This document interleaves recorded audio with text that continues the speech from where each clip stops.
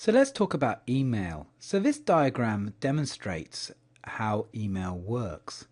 What I have is I've got the man in the bottom left and he has his laptop there. He's using a piece of software that acts as his mail client. So that is like Microsoft Outlook or Windows Live Mail. What he does is he then uses that to compile and to write his email. When you press the send, what actually happens is that he then connects to the internet and that email is then given to his mail server. So for example, whenever you see email addresses with the end says bigpond.com, it's going to the BigPond mail server. The BigPond mail server will then look at the email address of who he sent it to, and then what will happen is it will then direct it to that mail server. And then ultimately that mail server will then give it to the mail client of the recipient. There are lots of different mail servers available. So I mentioned bigpond.com. Normally when you sign up to an internet service provider, for example, iiNet, BigPond, Dodo, what they often do is they offer you email addresses.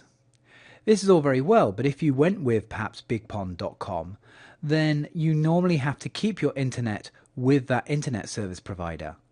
If you ever want to change your home internet to another internet service provider, then what will happen is you'll lose that email address.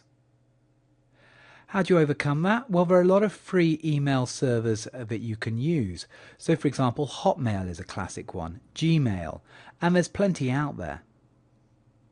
What that does is it means that you're not tied to an internet service provider. It's the same for your job. Your work email will have an email address related to your place of work. So for example, CAPEDNet. It means that if you ever leave that job, you actually lose that email address. So often what happens is people will have a personal email address and they'll have a work email address.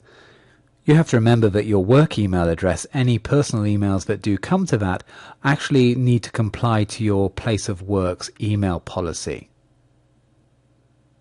So you have your mail client, which resides on your local PC or laptop, and this is what downloads your emails. And remember that mail client can actually belong to multiple mail servers. And then you have the mail server, which is kind of like the sorting office of the internet.